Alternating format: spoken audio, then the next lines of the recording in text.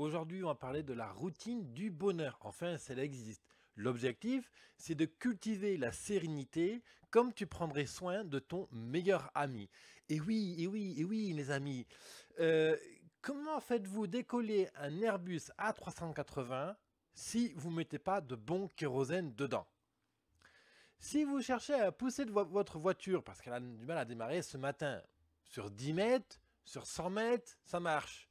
Mais dès qu'il faut pousser la voiture sur 1 km, 2 km, 10 km, eh bien là, ça devient difficile. L'objectif aujourd'hui, il est tout simple, c'est on va voir à peu près 8 points qui, normalement, vont te permettre d'être beaucoup plus serein, beaucoup plus calme, beaucoup plus détendu et de voir un peu l'avenir d'une autre manière. Et oui, alors ça c'est vraiment quelque chose qui est typique alors, chez les entrepreneurs, du moins que je suis, qui me suivent. Hein. On est vous êtes plus de 3000 à me suivre tous les mois sur mon émission Parlons Business. D'ailleurs, si tu n'es pas encore abonné, ben, je t'invite tout simplement à t'abonner, bien entendu, pour ne manquer aucune miette et pour être sûr de bien avancer dans ton business.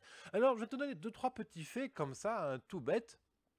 Et il faut savoir que déjà la sérénité qu'on a à développer son business, aller plus loin, à trouver des solutions aux problèmes, etc.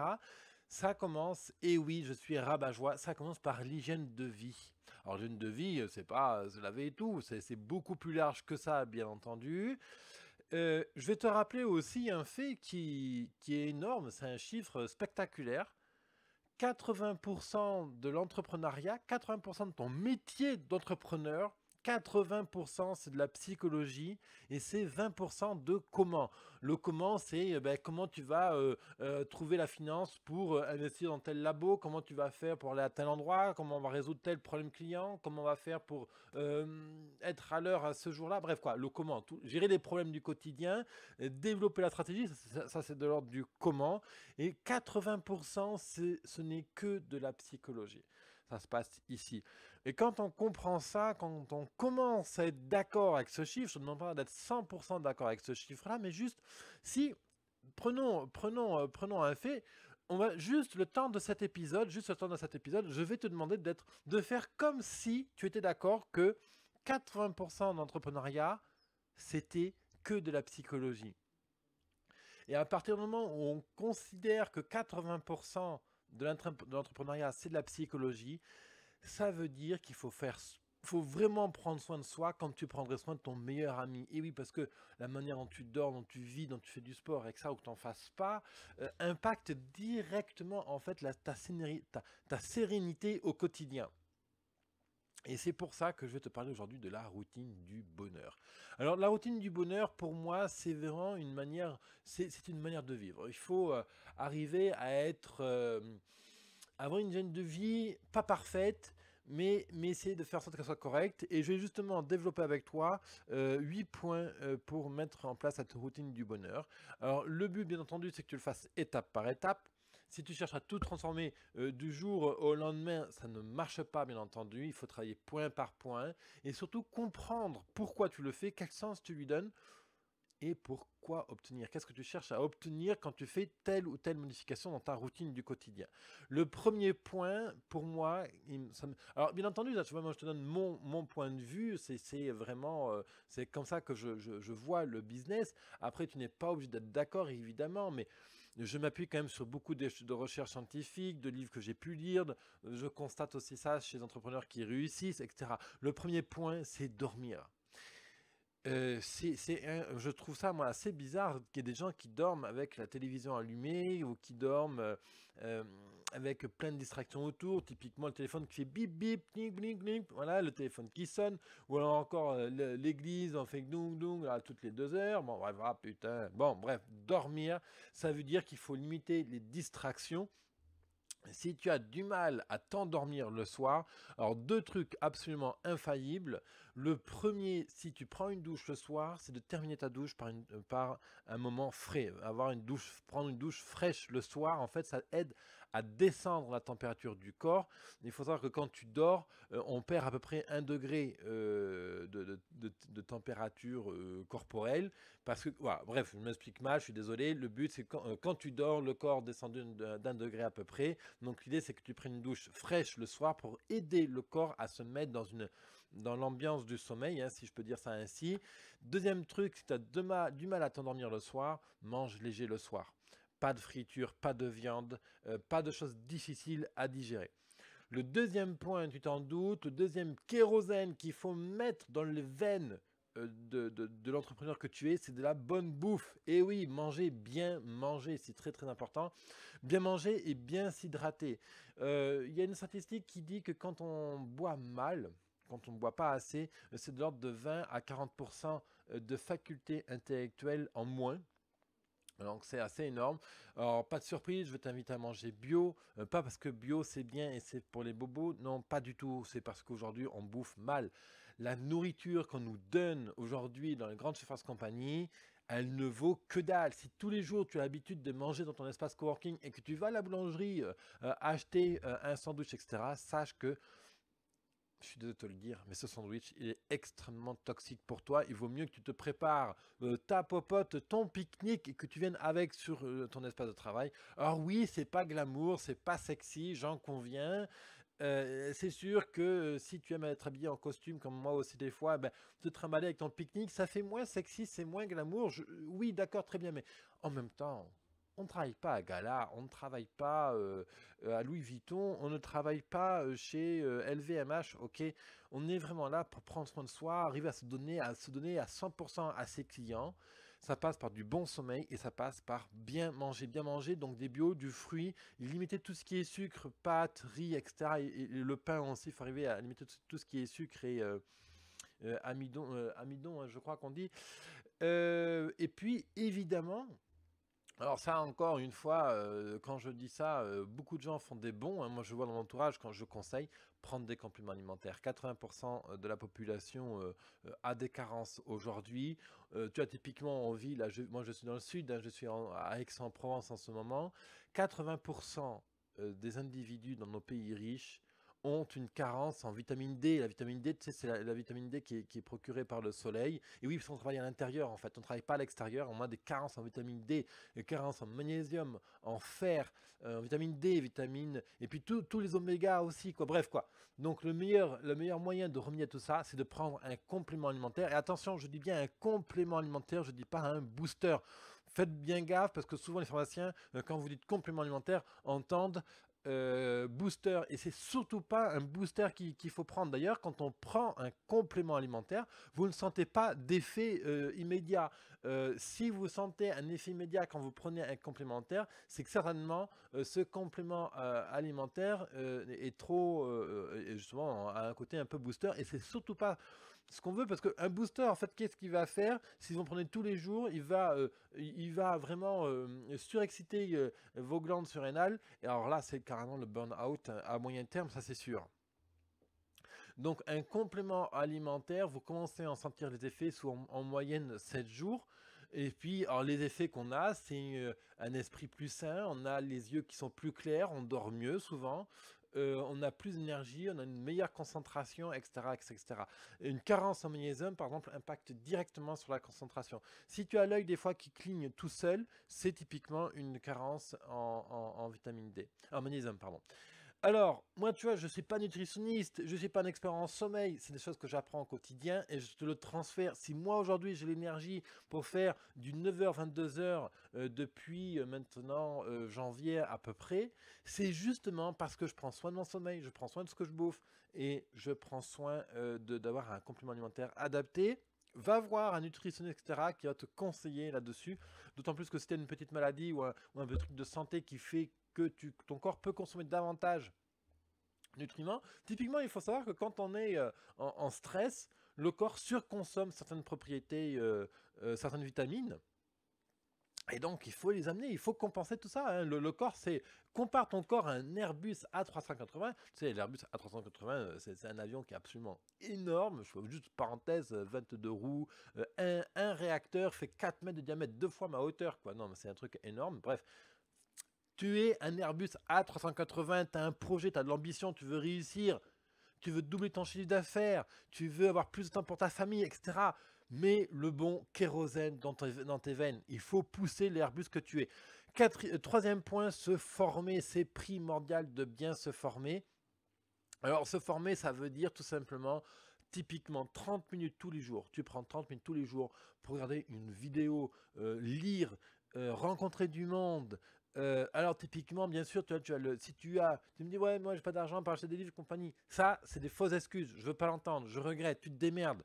Tu vas au McDo, tu vas au resto, tu achètes, tu payes Canal+, ce genre de conneries qui ne servent strictement à rien, qui te pourrit la vie. D'ailleurs, si tu appliques le conseil précédent bien manger, tu vas plus au resto bas de gamme et tu vas pas au fast-food. Alors une fois de temps en temps, oui, avec tes amis, je te dis pas le contraire. Le but c'est pas encore une fois de te transformer, de t'exclure de la société. C'est pas ce que je veux dire. Et oui, ça demande des efforts. Il faut faire des choix. Euh, mais voilà, tu enlèves un resto par mois, tu libères à peu près allez, 20 euros et tu peux te payer le Kindle. Kindle, c'est 9,90 €, quoi, 10 euros par mois et tu as un accès illimité à tous les livres numériques quasiment qui sont dispo sur Amazon. Donc, autrement dit, c'est une source de savoir énorme. Au pire des cas, tu n'as vraiment pas d'argent, mais tu as des bibliothèques nationales qui sont là, qui sont gratuites ou quasi gratuites. Ensuite, tu as typiquement, bien sûr, Business Temple. Tu sais, c'est mon espace privé, Business Temple. Tu peux te connecter, tu as le lien juste en dessous. Tu te connectes à l'espace Business Temple. Tu as des boîtes à outils pour WordPress, pour l'énergie, quoi. Bref, plein de choses. Et puis, très prochainement, le programme Starter qui va arriver. Je vais commencer à enregistrer dès aujourd'hui, en fait. Euh, Ensuite, tu peux t'abonner à des émissions quotidiennes comme celle que tu écoutes là maintenant, Parlons Business. Mais tu en as plusieurs des émissions, peut-être pas forcément quotidiennes, mais tu as plein de types très sérieux sur YouTube qui ont plein d'éthique, qui ont envie de te donner un maximum de savoir. Alors, regarde-les, suis-les quotidiennement ou de manière hebdomadaire. Se former aussi, c'est apprendre à faire du sport, c'est apprendre à faire des loisirs, voilà, tu vois, tu es dans le business, tu veux devenir coach ou hypnothérapeute, eh bien se former, c'est aussi se former à l'art de la peinture, c'est aussi peut-être se former au yoga, quand j'en sais rien, moi. Tous les loisirs qui peuvent te plaire, moi j'en sais rien, jardiner, qu'est-ce qui peut te plaire, je sais pas, faire des maths, la philosophie, j'en sais rien, tout, forme-toi. Tout ce qui va te nourrir, va nourrir ton business de manière directe ou indirecte.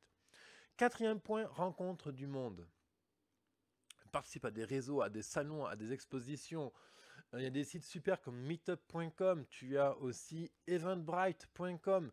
Euh, Inscris-toi à des événements de coworking, dans des couveuses, dans des accélérateurs de start-up, dans des écoles de business, quoi. Bref, pardon, il y a plein de choses aujourd'hui en France, surtout c'était en France, genre la France on est dans un pays formidable, vraiment formidable, qui nous permet d'apprendre plein de choses. Alors ne rate pas l'occasion d'apprendre plein de choses à travers la rencontre, à travers des séminaires, des conférences, des meet-ups, etc. Une autre manière aussi de rencontrer du monde, c'est faire des loisirs, participer à certains loisirs, d'avoir des hobbies et du sport bien sûr. Cinquième point, c'est alors la routine du bonheur, c'est-à-dire qu'il y a des choses à penser, à se programmer, à envoyer dans le cerveau pour arriver finalement à être plus zen, à positiver, à relâcher, à tomber le stress. Un des premiers courants qui sert à ça, c'est le positivisme. Alors encore une fois, le but, c'est pas d'être un gourou indien, c'est pas d'être Amen, Alléluia. Non, c'est pas ça. Le but, c'est, écoute, si moi aujourd'hui j'ai la capacité à avoir n'importe quel problème ou presque n'importe quel problème en solution et à le tourner assez rapidement en problème soit résolu ou soit entamer la démarche de résolution du problème, c'est parce que justement on m'a présenté des outils que je me suis appropriés. Le premier, c'est le positivisme. Le deuxième, par exemple, je t'invite à découvrir le livre, c'est The Miracle Morning. Tu as aussi sinon The 5 Minute Journal. Alors par exemple, le 5 Minute Journal, c'est typiquement écrire un journal de bord tous les jours. Ça prend juste 5 minutes en se posant 5 questions. La première question typiquement, c'est donne-moi 3 choses sur lesquelles tu as de la gratitude. Donne-moi 3 choses sur lesquelles tu as de la gratitude. Ah, aujourd'hui il fait beau, j'adore sentir le soleil sur ma peau. Voilà, aujourd'hui je suis heureux d'être avec mes petits-enfants. Là, maintenant, je suis heureux de pouvoir enregistrer cette émission pour mes 3000 entrepreneurs. Voilà, ça c'est de la gratitude. Cite-moi 3 choses sur lesquelles tu as de la gratitude. Bref, tu vois, il y a 5 questions comme ça qui te permettent en fait de toujours te mettre dans une sensation de bonheur. Alors, sensation bien réelle, parce que cette 5 minutes journal est appuyée sur deux faits scientifiquement démontrés. Le premier, il est démontré que quand on écrit un journal tous les jours, c'était un journal intime, quand on écrit un journal intime tous les jours, on est de meilleure humeur et on est plus heureux. C'est scientifiquement démontré. La deuxième chose, c'est que le cerveau ne peut pas éprouver à la fois du bonheur et de la tristesse. Le cerveau ne peut pas éprouver à la fois de la certitude et du doute. Le cerveau ne peut pas éprouver à la fois de la certitude et du doute. Ce qui fait que quand tu éprouves de la gratitude, ton cerveau dégage tous les autres sentiments négatifs. Quand tu éprouves de la certitude pour un certain point, un certain truc que tu es en train de faire en ce moment, ton cerveau ne peut pas éprouver du doute en même temps. C'est scientifiquement prouvé. Oui, je m'énerve, je m'enflamme, c'est passionnel. Bien sûr que c'est de la passion.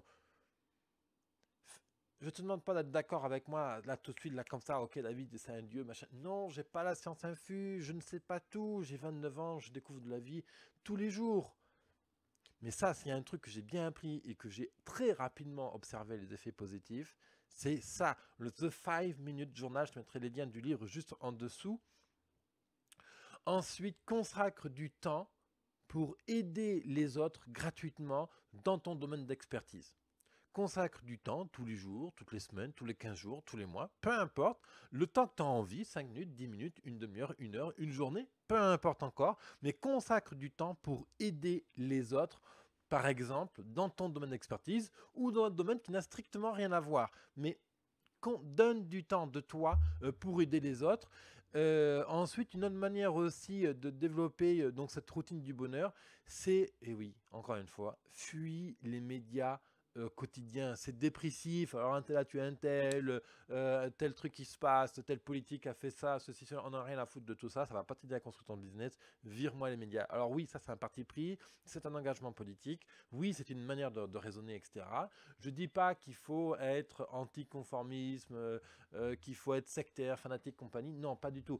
L'idée, c'est vraiment de prendre conscience de tout ce que tu ingurgites au quotidien et qui te pourrit le cerveau. Rappelle-toi, je te dis que le cerveau ne peut pas éprouver à la fois la tristesse et du bonheur. Quand tu rends franchement, dis-moi là, arrête-toi 2 secondes, écoute-moi 2 minutes et dis-moi dans quel état tu es quand tu regardes le journal télévisé.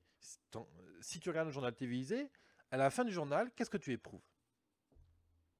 Oh punaise, la France va pas si bien. Ah, putain, qu'est-ce que je vais faire? Ah ouais, c'est vrai qu'il y a tel problème. Ah, oh là là là. Bref, en général, tu vas plutôt être dans ce genre d'état. Est-ce que tu crois que cet état-là est compatible avec une ambition d'entreprise, avec un projet de doubler son chiffre d'affaires, un projet de doubler ses clients, un projet d'avoir 2 jours de libre par semaine pour être avec sa famille? Est-ce que tu crois que cet état d'esprit est compatible avec la réussite? Je te le dis, mon ami, c'est non. Il faut développer le positivisme au quotidien et tu verras qu'il y aura un moment où tu le feras naturellement. Il faut un certain nombre de jours, un certain nombre de temps en fonction d'où tu pars, quel est ton niveau aujourd'hui en termes de positivisme. Il faudra plus ou moins de temps pour y arriver, mais c'est un outil extrêmement puissant. Et justement pour aider cet engagement au positivisme, l'idée c'est aussi de travailler tout ce qui est relaxation et tout ce qui est sport, méditation aussi entre autres. Faire du sport, alors en salle de club, en salle de gym, en club, à l'extérieur, de randonnée, du vélo, j'en sais rien. Fais du sport. Pareil, il est démontré que il est super intéressant de faire 30 minutes par jour. 30 minutes par jour, il suffit, apparemment, selon des études scientifiques, ça suffit pour maintenir une bonne santé. Voilà, bronzer au soleil, s'arrêter, faire de la méditation, faire justement de la relaxation. Tu peux aussi passer par l'hypnose, le massage, etc. Prendre soin de toi, rappelle-toi, s'occuper de soi, c'est prendre soin de toi comme tu prendrais soin de ton meilleur ami. Ensuite, 7e point que j'ai envie de te dire, cultive l'inconfort. Alors ça, c'est vrai que c'est pas facile. C'est pas facile parce que justement, il faut sortir de la zone d'inconfort. Sortir de la zone d'inconfort, moi, tu vois, j'ai vraiment, sincèrement, j'ai vraiment découvert le fait de sortir de sa zone d'inconfort quand je suis parti en Inde. Alors, qu'est-ce qui m'a mentalement poussé à ça? Je peux pas trop te répondre parce que finalement, j'en sais pas grand-chose. L'idée, c'est que je fais faillite en 2013. Je me suis dit, bon, mais qu'est-ce que j'ai à faire? Bon, là, j'ai plus rien à faire. J'avais quelques milliers d'euros d'économie. Je me suis dit, bon, bah, très bien, on part. Et je suis parti comme ça en Inde. Je ne savais pas du tout qu'est-ce que j'allais faire en Inde. J'avais juste lu deux livres sur l'Inde et je suis parti comme ça. En fait, j'ai pas cherché à répondre. Je me suis dit non, on va pas lire grand chose sur l'Inde parce que j'ai pas envie d'avoir des préjugés ou des clichés sur l'Inde. Et je me suis dit bon, ben, on va y aller comme ça. On va voir qu'est-ce qui se passe là-bas. J'avais un ami qui m'attendait, donc je me suis dit, de toute façon, je veux dire, mon ami est là, bon, très bien, qu'est-ce qui peut se passer de plus? Il va prendre soin, s'il y a un problème, il va me dire quoi faire, il va me préparer un appart si j'ai besoin, je lui passe, voilà, on avait organisé comme ça les différentes modalités, et puis terminé, quoi, voilà, bon, et puis ça s'est super bien passé. Et c'est comme ça que j'ai vraiment découvert la zone d'inconfort. Mais ouais, putain, c'est ça qui se passe. La vache, quand on sort de la zone d'inconfort, à peu près 20 jours après, il se passe un déclic dans le cerveau.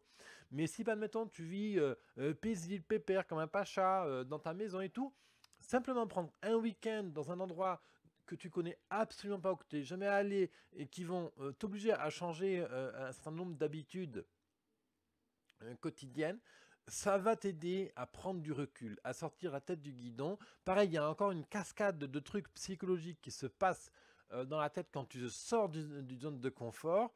Je ne vais pas te expliquer maintenant parce que ce serait un peu trop long, mais il se passe toute une sorte de choses dans la tête quand on quitte la zone de confort pour aller dans une zone d'inconfort. Il ne faut pas aller dans une zone de total d'inconfort. Si aujourd'hui tu n'es absolument pas à l'aise de sauter à 100 mètres de haut pour faire du saut à l'élastique, bah, commence par un saut de 10 mètres. Tu ne peux pas faire un saut de 10 mètres, mais commence par un saut de 2 mètres. Tu comprends l'idée? Sors progressivement de ta zone d'inconfort et cultive l'inconfort. Typiquement, c'est s'évader dans les lieux inconnus. C'est partir en week-end sans tout prévoir. Tu prends un week-end avec ta compagne, ton compagnon, et tu dis, bah, ce week-end, on part dans les Hautes-Pyrénées. Il y a la seule chose que tu regardes, c'est le trajet pour y aller, hein, voilà, pour pas perdre trop de temps et ça calculer un peu tes horaires pour y aller. Et à la rigueur, c'est réserver la première nuit d'hôtel, à la rigueur. Mais même pas, l'idée c'est que tu prends la bagnole, tu conduis, ah, tiens, vous voulez vous arrêter là, etc. Puis bon, putain, il est 5 heures de l'après-midi, hop, téléphone portable, booking.com ou le site qui te convient pour réserver une chambre, ou mieux encore, tu vas sur comment ça s'appelle ça Search Coughing, Search Coughing, bref, quoi, excuse-moi, là, j'ai l'anglais à l'envers. Search Coughing, hein, voilà, donc dormir chez les gens, en plus c'est gratuit, donc c'est même pas une histoire de pognon en plus, hein, vraiment, c'est vraiment pas une histoire de pognon. Si tu te dis comme excuse, ouais, moi je peux pas partir, j'ai pas d'argent, etc., ça c'est pas vrai. Avec Blablacar, compagnie, on peut vraiment bien voyager aujourd'hui en France avec un minimum d'argent. Euh, Ensuite, faire des activités dans lesquelles tu n'es pas en zone de confort. Par exemple, peindre. Tu penses pas être capable de peindre? Eh bien, peins, montre-toi que tu es capable de peindre. Je trouve complètement idiot et stupide de t'allonger dans la rue. Allonge-toi dans la rue. Oui, les gens vont prendre pour un fou. Le ridicule ne tue pas. Et c'est ça la zone d'inconfort, justement. Ensuite, fais le ménage. Ça, c'est le 8e point. Fais le ménage. Vire dans ta vie tout ce qui ne sert à rien. Si tu joues aux jeux, là, les consoles, là, si tu joues au loto de gratte-gratte de 2 euros tous les jours, toutes les semaines, si tu regardes la TV, la radio, compagnie, vire tout ça. Je t'assure, ça te pourrit l'esprit et le temps que tu y consacres ne t'aidera pas à développer ton entreprise. Je te le dis, oui, ça te choque peut-être aujourd'hui, et pourtant, c'est la réalité. Je ne vais pas m'entendre là-dessus. Le but n'est pas de te vexer ni de te fâcher, bien entendu. Mais quand tu passes 1 heure par jour ou une demi-heure par jour à jouer à Pokémon Go, machin, mais qu'est-ce que ça t'apporte? Ouais, moi ça m'apporte, ça me relaxe, ça fait penser à autre chose, etc. Si jouer te fait penser à autre chose, tu as besoin d'une séance d'hypnose ou d'un coach en PNL pour t'aider à avancer. Les jeux, la télévision, le loto, tout ça, ce sont tout simplement des outils pour fuir le quotidien. Alors oui, fuir le quotidien, c'est super intéressant pour descendre le stress. Je suis d'accord avec toi. Le gros problème du loto, etc., c'est que c'est addictif. Et qu'est-ce que tu vas retrouver? Qu'est-ce que ça te procure réellement de fond et de long terme? Rien. La télévision, les jeux vidéo, la radio, jouer aux jeux, tout ça, en fait, ça te donne là maintenant un sentiment d'aller bien.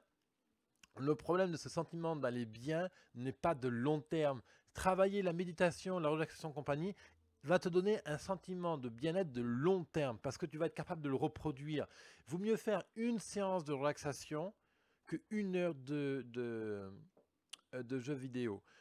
Encore une fois, ça c'est de l'expérience. Il faut savoir que l'expérience, je ne peux pas te la transmettre. Moi, mon job, c'est de te pousser au plus proche possible du déclic, de la réalisation, du test, d'essayer de te confronter toi-même à la chose et de là te rendre compte par toi-même. Si je te dis que cette bouteille-là, elle est froide ou qu'elle est bouillante, tu ne peux pas t'en rendre compte tant que tu ne l'as pas touchée en fait. Tant que tu n'as pas touché la bouteille, tu ne peux pas te rendre compte qu'elle est chaude ou qu'elle est froide. Eh bien, c'est la même chose. Tant que tu ne te rends pas compte que le jeu vidéo, ça te détruit à petit feu et que ça t'apporte rien de constructif pour le business, bah, tu ne peux pas t'en rendre compte tant que tu n'as pas essayé autre chose. Alors évidemment, je ne demande pas de... Si tu fais une heure de jeu par jour de jeu vidéo, eh bien, ok. Essaye par exemple de passer à 3 quarts d'heure. Et puis la 15 minutes de différence, passe-les à être allongé dans ton jardin si tu as un jardin. Si tu n'as pas de jardin, va dans un parc, allonge-toi dans l'herbe et juste regarde les nuages passer. Juste ça, tu verras, l'exercice est formidable. C'est pas un exercice qui est dédié juste aux enfants, tu sais. On est adulte, oui, on a des responsabilités, on doit être sérieux, on doit nourrir la famille, on doit, si tu as des enfants, nourrir les enfants, etc. Mais tu peux aller beaucoup plus loin que tout ça. Et c'est pas parce que tu as ces responsabilités-là que tu es obligé d'être toujours sérieux, bien vraiment. Non, autorise-toi à faire des trucs comme ça qui semblent déraisonnables. Ensuite, tous les amis qui te disent ouais que t'es fou parce que tu veux te lancer en indépendant, que tu as des projets, que tu as envie de doubler ton business, etc. Et qui disent que tu es complètement fou, et qui à chaque fois que tu les croises, te mettent dans les bâtons dans les roues, tu dis c'est pas possible, c'est pas possible, c'est pas possible. En fait, ce qu'ils te disent, c'est que eux, en fait, ils ont tellement peur de le faire pour eux que du coup, ils te transmettent leur peur. Donc là, regarde bien si c'est vraiment des amis ou pas. Si c'est pas des amis qui sont vraiment là pour te plomber le moral, hop, pareil, tu les vires. Et ensuite, regarde bien tous les objets chez toi qui ne servent à rien dans ton quotidien. Pareil, vire les gobelets, les bibelots, les trucs comme ça ça encombre ta table, ton espace de travail, ton champ visuel, compagnie. Vire tout ça, ça ne sert à rien. Je te demande pas d'être zen, d'avoir juste une chaise, une meuble et puis une boîte de petits pois sur la table, mais fais attention à tout ce que tu ramènes chez toi. Il y a, pareil, tu connais la loi de Pareto, il y a à peu près 20% des objets que tu as chez toi, que tu utilises quotidiennement, 80% qui ne servent à rien. Interroge-toi sur ces objets qui ne servent à rien et regarde est-ce qu'ils te nourrissent au quotidien pour aller plus loin. La seule question qui vaille la peine, c'est comment je fais pour être plus serein, comment je fais pour sortir ça du guidon et comment je fais pour construire une stratégie d'entreprise qui marche et qui avance au quotidien. Rappelle-toi qu'on ne fait pas décoller un Airbus en le poussant à pied, le truc je sais plus combien, une centaine de dizaines de tonnes. Il pèse, c'est certainement pas en le poussant que tu vas faire le décoller. Tu as un Airbus A380, tu mérites de réussir ton business, tu veux vivre ta passion, tu veux gagner en indépendance. Travaille ces 8 points que je viens de te donner aujourd'hui. Si tu as aimé, je t'invite à mettre un pouce en l'air, à t'abonner à ma chaîne YouTube pour suivre au quotidien l'émission Parlons Business. Si tu m'écoutes depuis iTunes ou SoundCloud, pareil, je t'invite à t'abonner. Et moi, je te retrouve demain pour un prochain épisode de Parlons Business. Porte-toi bien entrepreneur. À très vite. Au revoir.